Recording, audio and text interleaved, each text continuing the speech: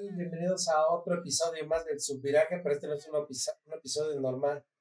Esta es una sección nueva que estamos implementando porque no todos saben de Fórmula Uno y qué mejor hacerlo con una compañía agradable que también es novata en lo que es Fórmula Uno porque ella no es su deporte número uno con el cual ella creció. Sin embargo, ha estado aprendiendo a adoptarlo como parte de su vida. Esta sección se llama De novato a experto, tu guía de iniciación en la Fórmula Uno. Y la vamos a estar comentando aquí para los que son expertos, pues refuercen. Y para los que no saben nada, pues empiecen a conocer y empaparse de todo este entramado de la Fórmula Uno. Y nos está acompañando invitada de lujo, que vamos a poner redoble de tambores y todo, mi esposa Anaí. Anaí, primero que nada, yo ya te conozco, pero ya Juan no te conoce, entonces no saben de ti, entonces cuéntanos de ti para que ellos sepan normalmente qué es lo que tú ves en tele, o sea, porque sé que es muy diferente de lo que son las carreras de carros, de lo que te gusta ver, y para que ellos sepan que tú de cero puedes llegar a ser una super experta. Ya soy una super experta. No se crean. Bueno, pues como comentaba Víctor, mi nombre es Anaid, soy la esposa de Víctor.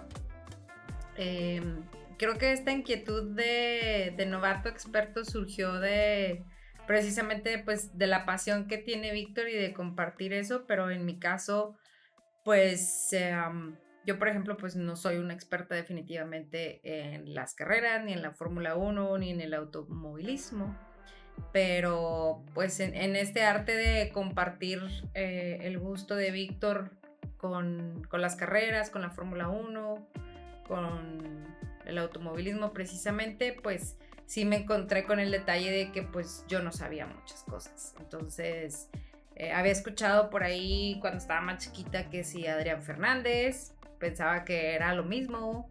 Ahora entiendo que Adrián Fernández en realidad corría en otra categoría o circuito, no sé cómo se le llame, Indy. Ahora en este caso la Fórmula 1 es diferente. La Fórmula 1 es donde corría Schumacher, que también fue de los más famosos. La verdad es que era como yo la única referencia que tenía. Y cuando conocí a Víctor, pues la verdad es que fue un sinfín de información y de conocimiento que él tenía, y creo que pues es una gran oportunidad para que la gente que no conocemos tanto de la Fórmula 1 o de las carreras, pues nos empapemos con esta información, porque a veces podemos ver una carrera y pueden hablar los comentaristas de muchísimas cosas como si ya todos los que lo ven pues ya supiéramos todo, y pues no lo sabemos, ¿verdad? Entonces por eso esta inquietud de como una guía de poco a poco de cómo involucrarse y empaparse en el conocimiento de las carreras. Oye, y cuando escuchas a los comentaristas en la tele, unos muy acertados, otros que te confunden más porque te desinforman. Ajá. O sea, por ejemplo, cuando estás viendo una carrera de Fórmula 1 y estás viendo al comentarista que habla de tal o cual cosa, Uh-huh. ¿Qué piensas tú? O sea, ¿qué pasa por tu mente? ¿Dices de qué habla? ¿O no me importa y lo voy a ignorar? ¿O qué es lo que ocurre? Uno nunca sabe. Por ejemplo, yo en mi caso yo lo ignoraría. Pues sí, o sea, por una parte es como de... En algún momento con algunos creo que sí es así como de qué carajos está hablando. En otras ocasiones pues sí es así como de que hablan muy rápido, o a veces hacen referencias a cosas que si pilotos, que si fechas, que pues sí, muchísimas cosas que o hasta cuestiones técnicas que a lo mejor uno pues no entiende, ¿no? O sea, no conoce. Entonces sí es eso, como que no hay, pues en parte creo que es como que no estoy tan empapada en la terminología, en todo el arte de las carreras, y pues la otra es que a veces sí lo hacen un poquito complicado, ¿verdad? No sé, tal vez puede ser que no esté tan involucrada, porque por ejemplo a mí que me gusta la NFL o el fútbol americano, pues ya tengo mucho tiempo siguiéndolo y viéndolo. y tal vez cuando escucho algunos comentaristas, pues sí les capto la idea, sí entiendo cuando están hablando de las reglas. Hay otras ocasiones en las que no tanto, porque pues también no conozco todo, pero en este caso, pues sí es como de no conozco nada. Sí, se te hace más digerible lo que ya tienes más noción. Por ejemplo, a ti a tu Sí. familia que son de NFL, pues si hablan de un touchback, sabes lo que es.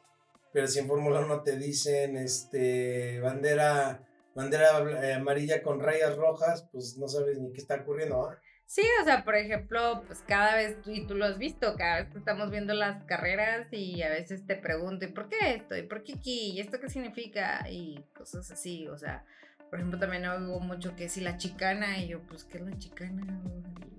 ¿La esposa del chicano o cómo? Entonces, pues por eso se me hizo padre. Ahorita ya he ido aprendiendo poco a poquito de lo que te he estado preguntando y de lo que me he involucrado, pero por eso surgió esta inquietud de decir, bueno, pues vamos a explicarle a la gente,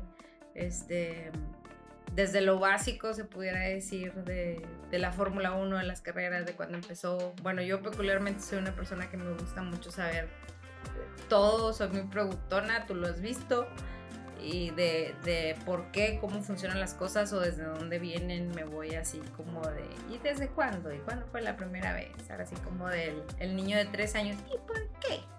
Sí, pero no te preocupes, te acercaste a buen árbol y bueno, la idea de todo esto es pues que conozcas y que obviamente que allá en casa sabemos que hay muchos que acompañan a los fanáticos, unos se desvelan, otros no se desvelan, porque eso es lo que es la Fórmula 1 y bueno, la idea es despejar la duda. Entonces, así es. ¿Cómo sería la mejor manera? O sea, que digas, bueno, si yo quiero aprender algo de todo esto, ¿qué es lo primero que tienes que saber? Yo te pregunto a ti. Pues yo pienso que sería como lo que le llamamos let's go to the basics, ¿no? O sea, muchas veces es la forma más fácil o básica, se pudiera decir. Podríamos empezar, no sé, por ejemplo, desde por qué se llama Fórmula 1. O sea, he escuchado a veces que la Fórmula 1, que si la Fórmula 2, que si la Indy, que si bla, bla, bla, bla. Entonces, ¿por qué Fórmula 1? Bueno, mira, la Fórmula 1 es un nombre que se le puso ahora sí como dice el nombre, es la fórmula y le pusieron 1 porque tiene que ser la primera, la fórmula perfecta para crear un vehículo de competencia. Eso basado en, desde que comenzó el campeonato, la primera carrera de Fórmula 1 como tal Fórmula 1, o sea, las carreras de automóviles existen desde que crearon el automóvil. O sea, no vamos a regresarnos a cuando hicieron el primer auto allá a la época de Henry Ford, de combustión interna y que empezaron, no. Vámonos más para acá. La primera carrera de Fórmula 1 con reglas, con un campeonato, con pistas, donde corrían pilotos y corrían constructores, ocurre en el 13 de mayo de 1950 en el circuito de Silverstone, en Inglaterra. No era un circuito, era un aeródromo después de la Segunda Guerra Mundial y lo convirtieron en circuito, porque muchos aeródromos que se utilizaron en la Segunda Guerra dejaron de ser aeródromos porque se utilizaron para la guerra, pero ya no. Entonces lo convierten en autódromo y ahí comienza como formalmente así ya un campeonato de Fórmula 1 que es un reglamento, que te hay una homologación para seguir ese reglamento dictado por la Federación Internacional del Automóvil, que es quien regula todo. Hace cuenta, es como el Comité Olímpico, es eso, es el que dice cómo se juega el juego. Y el que, si alguien se enoja, va y le chilla, y ellos hacen una mediación, ¿no? Para decir esto sí, esto no, esto es válido, esto no es válido, ¿no? Eso es lo que es. Entonces, después de que le ponen Fórmula 1, ya crean el campeonato como tal. Hay varias etapas. La Fórmula 1 tiene muchísimas etapas, unas muy viejas, otras más actuales. Sin embargo, yo lo dividiría para no confundirnos, ya que estamos ahorita en el 2024, decir cuándo es la Fórmula 1 es como llega aquí, que es del 2016 a la actualidad, 2016-2024. ¿Pero qué pasó en el 2016? ¿Por qué es diferente? En el 2016 lo compra un conglomerado de medios que se llama Liberty Media, y ellos lo que hacen es decir, ahora el negocio va a ser mío y se van a jugar con mis reglas sobre todo en el tema de voy a vender. Todo esto es un negocio, entonces quieren vender como buenos capitalistas que son. Entonces, si nos vamos antes, que es la etapa clásica, la de los que ya somos viejitos, que es de la etapa de casi 1980 a lo que es 2016, esa primera etapa clásica, hay muchas más atrás, pero no los vamos a tomar, porque todo es un rebujaradero. Ahorita vamos a tomar de 1980 a 2016, que es la etapa que se encargaba la Fórmula One Management, que era un grupo que manejaba todo lo que es la televisión, desde que se empezó a televisar la Fórmula 1, ahora sí formalmente. Entonces, esta etapa era más apegada al deporte, porque pues obviamente hubieron muchas gestiones, cuando la FIA no era FIA, sino era FISA, y luego se convirtió en FIA, y todo obedecía a un reglamento de todo para que fuera un evento deportivo. A partir del 2016, que lo compra Liberty Media, se convierte en un espectáculo. Ya le quitan todas esas reglas ridículas que había de puntuación, de si las pistas, y ahora vamos a tener más pistas al año, que haya carreras todo el año. Y yo, como estoy viendo las cosas, lo que está ocurriendo con todo esto de Liberty Media, que acaban de comprar MotoGP, yo estoy viendo que lo están convirtiendo así en un circo de verdad. Porque no me estoy adelantándome, yo ni sé. Pero yo como lo veo es que quieren meter al MotoGP, a la Fórmula 1, y van a seguir comprando cosas para tener un espectáculo de un fin de semana de mágica diversión de carreras. Entonces, es complicado el tema, pero lo podemos ver hasta en los logos. Si tú ves el logo anterior, reflejaba más deportividad, era más enfocado al rendimiento. Es un logotipo. El logo anterior de la Fórmula 1. El logo anterior de la Fórmula 1 que reflejaba todos los valores del campeonato. Era una F con un 1 y con unas rayitas rojas que indicaban la velocidad. Entonces, pura velocidad. Y esto es una imagen que se refiere al deporte. Y ese logo fue desde que inició. Que no desde que inició, desde 1980, pero es más o menos por ahí de los 90. Y ya comienza ese logotipo ya como tal, ya cuando ya se formaliza todo más. Y ya porque haz de cuenta que la venta de derechos de televisión no era para una persona. Eso decían, bueno, tú tienes los premios que da la FIA, porque para correr Fórmula 1 te tienes que inscribir y tienes que pagar una inscripción. Y con esas inscripciones pagan los costos operativos de todo el campeonato y les dan premios a los que ganan, etc. Entonces dicen, bueno, esto no basta. Dicen, no, pues es que nos cuesta mucho dinero todo este rollo, pues el desarrollo, la investigación y bla, bla, bla. Dicen, es mucho. Entonces lo que hace FOM, la Fórmula One Management, les digo, bueno, vamos a vender los derechos de televisión. Y los derechos de televisión tienen un premio para los que participan. Entonces hay 10 equipos, porque son 20 carros, tenemos 10 premios que dar, y dependiendo gracias a quién la gente venga más a ver la televisión, es el que le toca más. Entonces los derechos de televisión se repartían entre todos los que corren, pero no era lo mismo Ferrari que un Sauber. O sea, son diferentes equipos. Entonces la Ferrari dice, bueno, a ti te toca el 70%, 50% por decir un número, yo ni siquiera sé. Pero eso, o sea, es lo que yo conozco. Y es lo que hizo la FOM. La FOM lo que hacía era dividir el dinero que entraba de las ventas. Porque, por ejemplo, en la televisión se vendía, no a la gente, se vendía en la época que no existía el streaming, en la época clásica, donde todo era por televisión. Llegaba ESPN y decía, oye, yo quiero transmitir la Fórmula 1. Ah, bueno, transmitir las 16 carreras te cuesta 20 pesos. Ah, perfecto, están los 20 pesos. Y ese dinero lo repartían entre los equipos. Y ya, entonces ahora sí decías, bueno, si no gano una carrera o no gano un lugar con puntos, pues no importa, me tocó un pedacito del pastelito. O sea, ya me tocó a mí. Y cuando llega Liberty Media, sigue manejándose ese esquema, pero a niveles superlativos, porque ahora ya esto es un show. Ya aumentaron el número de carreras, cambiaron las reglas del juego. Antes era viernes, sábado y domingo, ahora ya no. Ahora es jueves, viernes y sábado. O sea, cambiaron los días de carrera, han cambiado las dinámicas de clasificación, o sea, se ha cambiado todo porque obviamente lo que necesitan es dinero para que la gente esté cautiva viendo eso. Pero, o sea, sigue la FIA sigue administrando las regulaciones de... Sigue reglamentando. Haciendo las reglamentaciones. Mm. Pero, o sea, ahora la diferencia es que Liberty Media pues ha cambiado, se pudiera decir, las reglas del espectáculo, se pudiera decir. O sea, okay. Eso es lo que cambió.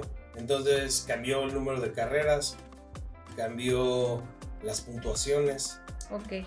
Ahorita, por ejemplo, ¿cuántas carreras actualmente son? Pues mira, ahorita actualmente carreras son 24. 24 carreras. Son 24 carreras, ahí están, ahorita están viendo las fotos, ya no las vemos, pero se ven en pantalla. Y las carreras recorren diferentes países, como siempre se ha hecho. Eso no ha cambiado. Sin embargo, lo que sí se ha modificado es que unas, por ejemplo, unos países como México, que hace mucho no tenía gran premio, acaba de regresar. Y lugares donde están más grandes premios como Estados Unidos. Este es un negocio ya gringo. Ahora ellos ya tienen 3 grandes premios. Ok, pero entonces podemos... De las 24 carreras, pues ustedes las están viendo en pantalla y la primera es Bahrein. La primera es en Bahrein. La segunda es en Jeddah. ¿Cómo se llama? En Emiratos Árabes. Emiratos, y lo tenemos Australia, Japón, China, Miami, Imola, Mónaco, España, Canadá. Austria, Reino Unido. Hungría, Bélgica, Países Bajos. Otra vez hay otra carrera en Italia. Italia es de los pocos países que repite porque solamente hay 2 países. Italia, Estados Unidos, tienen más grandes premios, por los demás nada más tienen uno. Luego Azerbaiyán, la Tierra de Fuego, en Singapur, que ya tiene rato, Austin, México. Regresamos a Estados Unidos, Austin, México, Brasil. Las Vegas, otra vez Estados Unidos, pues parte de América. Y luego sigue Qatar y Abu Dhabi. Entonces... Y por ejemplo, a mí también me llama la atención se habla de que el gran premio y que ganan, bueno, el piloto que gana la carrera, pero a veces he escuchado como que el campeón, o sea, a veces sí dicen como que el campeón de Mónaco, por ejemplo, cuando Checo ganó, que sí, el campeón de Mónaco, pero, o sea, eres el campeón de la carrera como tal, pero no eres el campeón de toda la fórmula, o sea, es un campeonato. ¿Cuál es la diferencia? Es que el tema que es un campeón se refiere como a las justas. En las justas de la Edad Media luchaba uno contra uno y el que ganaba era el campeón. Y el campeón normalmente tenía a la damisela a la que le dedicaba a la justa. Entonces era el campeón de la justa, pero no era el campeón de todo el país. Del torneo. Sin embargo, se utilizaba. Mi campeón va a ir a pelear con el campeón de España. Entonces ibas y peleabas con el campeón de España. O sea, se manejaba de esa manera porque no había un campeonato de justas. Aquí en Fórmula 1 es un poquito diferente. Se quedó de esa época el decir que es un campeón, porque normalmente la Fórmula 1 antes no se premiaban como ahora en la generación de la inclusividad y de todas estas nuevas generaciones, de que todos tienen que ganar y todos son campeones y todos son ganadores. No, antes nada más se premiaba el primer lugar y se acabó. Se le daba una corona de laureles, se le daba su champaña, festejaba y se acababa. Nada más el primer lugar. Además, el primer lugar ahora son tres premios: el primero, el segundo y el tercero. Y se agregó en la época clásica, dijeron, bueno, también el constructor, porque el constructor tiene una validez de decir, pues él hizo el carro, después el que ganó, el cuate que ganó, pues él vamos a premiarlo también. Entonces tú siempre en un podio ibas a ver a 4 fulanos: primer lugar al centro, segundo lugar a la izquierda, viendo de frente, y tercer lugar a la derecha. Y cuando ves a otro cuate ahí parado, ahí que está ahí como de pilón, ese de pilón es del primer lugar, del jefe de equipo del primer lugar. ¿Y es siempre el jefe de equipo o puede ser, o sea, esta persona que está adicional es el que ganó, bueno, que representa el equipo? O sea, por ejemplo, ahora en el de Australia que ganó Carlos Sainz con Ferrari, pues estaba Carlos en el primer lugar y estaba un representante del equipo de Ferrari. Así es, Pero- ya se usa así. Ujú. Antes subía el jefe de equipo. Ok.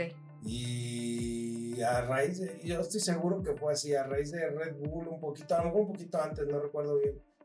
Ya no se subió el jefe de equipo porque decía, pues siempre me voy a subir. Ya me más. cansé. Sí, pues bueno, sí. Ya me cansé el jefe de equipo de subirme, ahora súbete tú. Pues es que en teoría sí, porque por ejemplo, si te pones a, vamos, por ejemplo, el carro que está ahí del McLaren, el de la orilla, ese carro de los más, el MP44 es uno de los carros más eficientes de 16 carreras, ganó 15.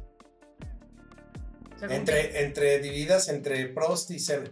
Ujú. Y solamente la que no ganaron no fue porque ellos no quisieron, fue porque los dos chocaron entre ellos, porque sí, pues eran feroces los dos. Ujú. Entonces, si no se hubiera subido siempre McLaren. Imagínate que siempre se estuviera subiendo el jefe de... Sí, pues tal vez ya sería así como, ay, ya me cansé, o sea, ahora suban ustedes. Sí, pues es que pues hubiera, y normalmente lo hacen así con patrocinadores, con gente importante, o gente del mismo equipo, a lo mejor el de logística, o el jefe de mecánicos, o de ingenieros. Pero está Sí, padre, ¿no? O sea, porque Claro. pues igual se trata como de incluir a todos los integrantes del equipo que pues son importantes para el desempeño de una carrera, ¿no? O sea, obviamente está el mecánico número 1 Claro, que está en la llanta izquierda, cambiando la llanta. que cambia nada más la llanta, o el que le pone la cubierta a las llantas, pues también es importante, ¿no? Claro, ¿no? Y aparte me parece interesante porque, como tú lo dices, es incluirlos, Ujú. entonces se sienten más parte del equipo. Obviamente.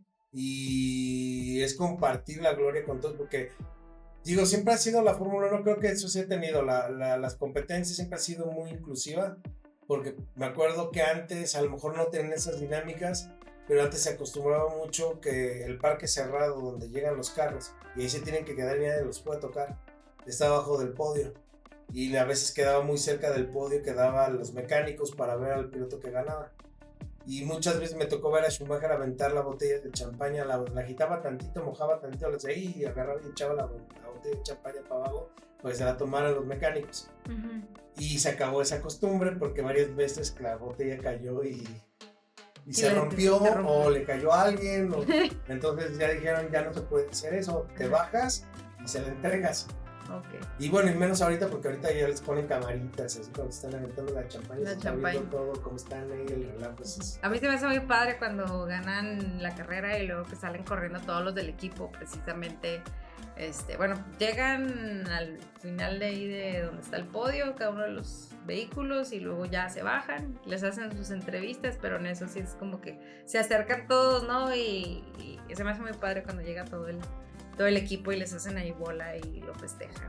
pues El que piloto. realmente ellos son los que no más el piloto tiene obviamente todo el mérito, pero el equipo también, porque el equipo cambiar llantas, y por ejemplo antes que era más peligroso y que cargaban gasolina, pues la Fórmula 1 era un deporte muy riesgoso, poco a poco se le ha ido bajando muy grande, y bueno, y eso también me lleva a que, así como ha cambiado de esa forma, también han cambiado los puntos y cómo se entregan.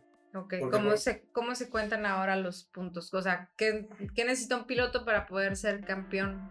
para ser campeón, que no es por carrera, sino es un campeonato de 24 carreras, para ser campeón se suman todos los resultados de las 24 carreras, Ok, y se hace una sumatoria y el que tenga más puntos que gana. tenga más puntos. ¿Y cómo se cuentan los Entonces, puntos? por ejemplo, antes era más difícil conseguir puntos. Por ejemplo, la época clásica del 91 al 2002, que es la que a mí me tocó más. Sí. Yo viví finales de los 80s, principios de los 90s, pero la que yo recuerdo con más fervor es del 91 al 2002. Y en esa época se entregan muy poquitos puntos, solo se le daban a los 6 primeros Ok. y se acabó.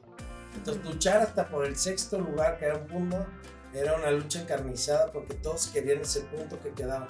Pero entonces había puntos nada más hasta el 6º lugar, pero nada más se premiaba el primer lugar. Al que ganaba el primer lugar. No, ahí se premiaban ya los 3. Ahí ya se premiaban los 3. No, Ok. el primer lugar se fue a los 60. En los 70. Ok. Sí. Ahora, en el 2016 que lo compra Liberty Media, hay cambios cambios que venían de la administración clásica y que los mantuvo. Sin embargo, Liberty Media hizo ajustes, ¿no? Ahora hay puntos del primero al 10º lugar, no como antes del primero al 6º, sino ahora del primero al 10º. El 10º se lleva 1 punto, el 9º se lleva 2, el 8º 6, el 6º 8. Luego ya empiezan los buenos puntos. Del 5º para arriba ya hablamos de 2 dígitos. 10, 12, 15, 18 y 25. O sea, estamos hablando que de la temporada de los 2000, que eran 10 puntos el primer lugar, ahora cambió hasta 25 puntos, 25 puntos. el primer lugar. ¿Y por qué? Porque obviamente ha cambiado la manera de pensar. Ya no es como antes. Antes era una competencia más dura.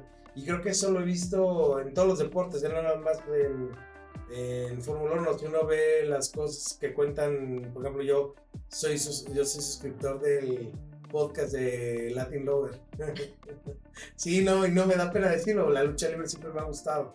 Y hay entrevistas muy buenas con ciertos luchadores que dicen lo mismo. Antes la lucha era más ruda y ahora ha ido cambiando, porque ha cambiado, que ahora hacen más acrobacias, ya no hacen tanto juego de llave contra llave, lucha a ras de lona, todo eso cambió. Igual en Fórmula 1 todo eso cambió. Sí, yo creo que también en todo, ¿no? Por ejemplo, a mí también me gusta mucho el box, y recuerdo una vez que veía la película de Cinderella Man, sí, con Russell Crowe. No, con Clint Eastwood. No. Sí, ese que la dije. No, bueno, el actor es Russell Crowe. Ah, ok. El que es el boxeador, que era más o menos boxeador como por ahí del 1920, que precisamente él trabajaba en otra cosa y viene la depresión de Estados Unidos del 29 más o menos, y se queda sin trabajo y lo único que encuentra es hacerla de boxeador. Y en la película, o sea, sí, se partían, se daban con todo. O sea, realmente yo cuando lo estaba viendo, yo decía, no manches, si eran peleas de verdad. Bueno, de hecho sí se podían morir en muchas de esas de box.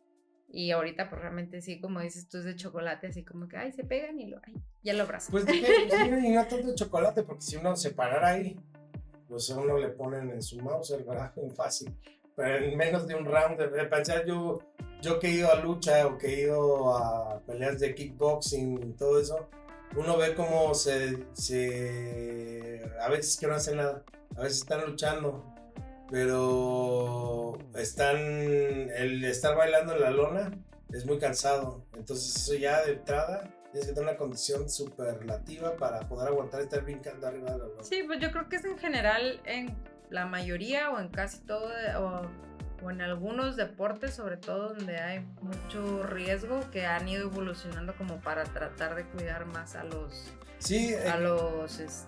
pues ya sea jugadores o a los que lo practican. O sea, también en la NFL, antes de que se hagan unos buenos catorrazos, se pudiera decir, y pues estaba mucho eso de que si tenían lesiones cerebrales por todo ese tipo de cuestiones, ¿no? Entonces creo que ha ido evolucionando todo, por eso. Claro, todo va evolucionando, todo va cambiando, se va adaptando, se tiene que adaptar. Ahora es más emocionante en cierta forma, porque dices, tienes oportunidades hasta el 10º lugar de ganar puntos. Eso es o es bueno para el espectáculo, pero sobre todo para los equipos. Creo que también lo hicieron porque los equipos de media tabla para abajo está muy difícil que ganen un gran premio. Aunque ha ocurrido en el Gran Premio de Mónaco 1996, acabaron nada más como 5 carros. Y los que pensabas que nunca iban a ganar, ganaron. Entonces, hay variables que pueden ocurrir en ciertas carreras del campeonato que ya vimos, que sí pueden darte una sorpresa, como lo que va a pasar en Australia, que a Verstappen se le echó a perder los frenos y rápidamente tomaron ventaja a Carlos Sainz. Entonces, sí hay maneras pero termina siendo ya más show. Y si esto sigue así, posiblemente vaya a ser como la WWE, que se paran en la parrilla y van a traer un cuate con un micrófono para pasárselo a Hamilton diciéndole de lo que se va a morir Alonso. O sea, okay. Sí, va a terminar siendo, yo creo. Un show de ese nivel. Sí, yo creo que para allá va. Sí, están americanizando demasiado. No está mal, pero tampoco me emociona tanto. Bueno, digo, esas son cosas que yo estoy diciendo por decir. Pues ya Puede ser veremos. Sí, exactamente, el tiempo es el que nos va a decir. Entonces, pues ya con sabiendo de los puntos, de la entrega de puntos, que antes era más difícil, ahora no es fácil. Lo único que sí se ha mantenido son los circuitos clásicos. Por ejemplo, ¿cuál es la pista de las más viejas que se han corrido desde los principios Silverstone de Silverstone? y también Monza. ¿Y sigue siendo el mismo circuito que se corre actualmente o No ha cambiado demasiado porque antes era, te digo, era un aeródromo de la Segunda Guerra Mundial. Pues sí. Y era muy geométrico. Tenía un diseño muy geométrico. Ahorita ya tiene un diseño súper rebuscado. Que inclusive hay tomas aéreas que si uno ve cuando pasa la toma del helicóptero, se llega a ver el trazado viejo. Por ejemplo, ya no está en el calendario. Hockenheim era una pista alemana que también era inmensa de tamaño, inmensa. No como Nürburgring, pero era muy grande. Y llegó un momento en que dijeron, los carros ya son tan veloces y las velocidades que se alcanzaban en esa pista eran tan veloces que dijeron, no tiene caso que sea tan larga la pista. Y la cortaron y la modificaron porque Hockenheim, me das de cuenta, era un cuadrado. Tú te ves la imagen de un cuadro, era así, más boleadito de las esquinas, pero eran unas rectas kilométricas. Ya alcanzaban mucha velocidad. No, pero no tenían ni casi ni alerones. Era cuando existía la Fórmula 1. Es un buen dato.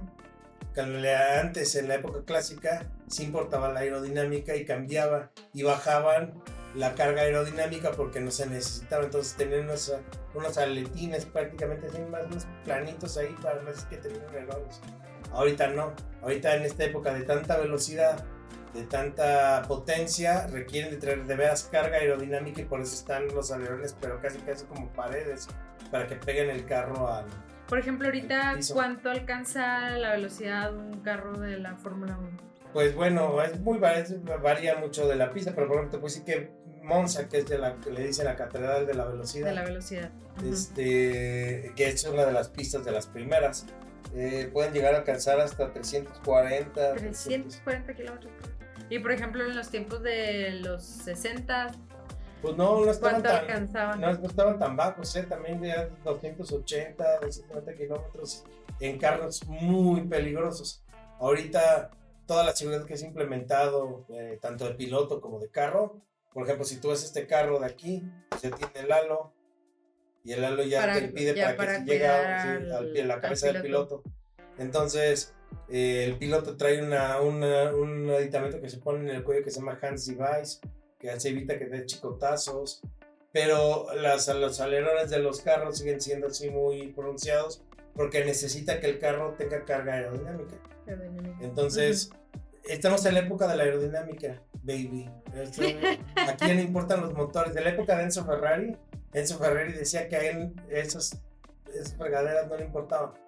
Decía que esas eran tonterías, que lo único que le importaba al carro era un buen motor.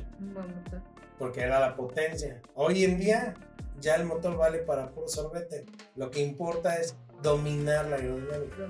Porque estamos en esa desgraciadamente, desde que Colin Chapman empezó a meter cosas aeronáuticas a la Fórmula 1, se perdió y empezó a crecer a tal grado que pues ya no es lo que era. Entonces, pistas clásicas como el hermano Rodríguez, que el hermano Rodríguez está desde los 60s, Silverstone, Monza, obviamente Spa, y las no más neoclásicas, yo las llamo neoclásicas porque, por ejemplo, Barcelona en España, esa pista es donde se realizan los test siempre de pretemporada, porque el circuito es súper técnico, ahí no es tanto de velocidad, pero sí es de dominar técnicas porque tiene secciones rápidas, secciones muy lentas. Entonces, hay pistas que se mantienen, por ejemplo, Suzuka también es neoclásica. Antes se corría en Fuji, ahora se corre en Suzuka. Y hay pistas que se mantienen, pero realmente ha cambiado todo el tema y hay que aceptar que ahora esto ya es más bien un espectáculo.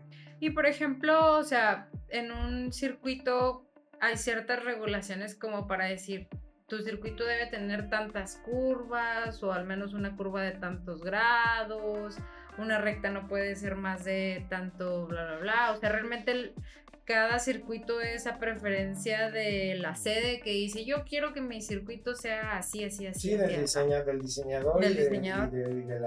y del país. Ahora tú te fijas, fíjate en las pistas que estamos viendo, ve la diferencia. Ve, por ejemplo, la de Hungría, que es la que está a un lado de Silverstone, en medio, a la derecha. Ok. Si te fijas, es una pista muy simple, casi no tiene mucho de sinuosa. Y es una pista muy lenta. Es de las más lentas del calendario de Fórmula 1, pero si te vas a la de un lado, que es Silverstone, es muy rápida.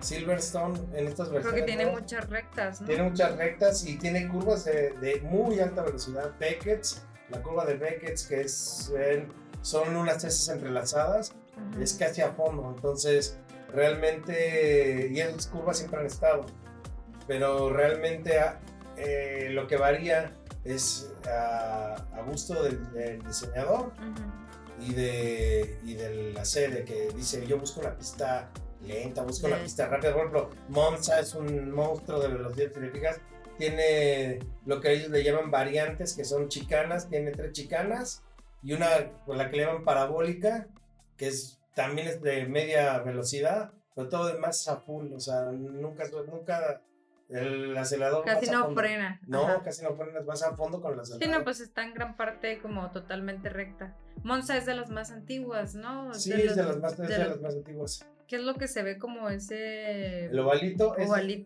Ese ovalito gris anteriormente en los 60s era parte del circuito y se utilizaba. Obviamente ya los carros actuales tienen un peralte, si no mal recuerdo, 45 grados, o sea, es súper peraltada. Casi va acostado el carro. Ya los carros actuales ni de broma pueden andar en un peralte así. Los de antes, porque no tenían aerodinámica, los de antes era puro motor. Entonces, esa pista le servía para tener 2 pistas y 3 pistas, porque tiene una variante todavía más, una pista corta. Entonces tenía 3 pistas en una pista y ya podías tener varias combinaciones, porque a veces agarrabas la mitad del circuito y la mitad del óvalo.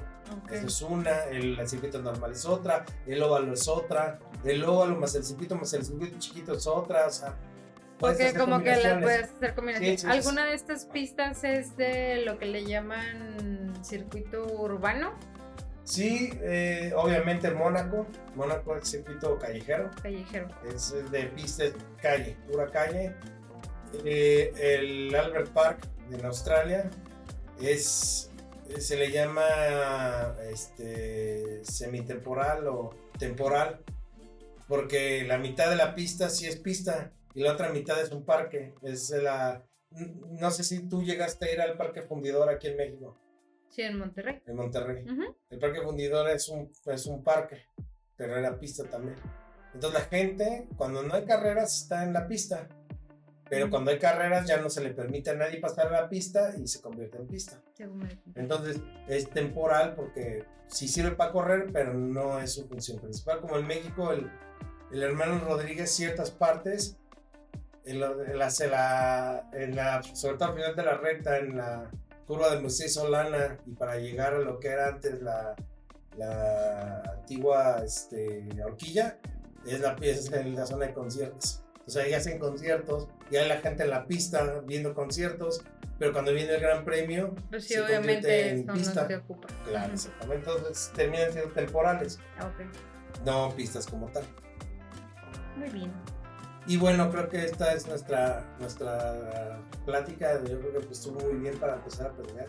Yo creo que sí. Hay muchos temas más enfocados. Esto fue muy enfocado en lo básico de la organización de la Fórmula 1. Hay que ir viendo las reglas de la pista, de las calificaciones, todo eso, pero poco a poco lo vamos a ir sacando. ¿Qué te pareció? Muy abrumador. Pues es mucha información, sí, que conoces.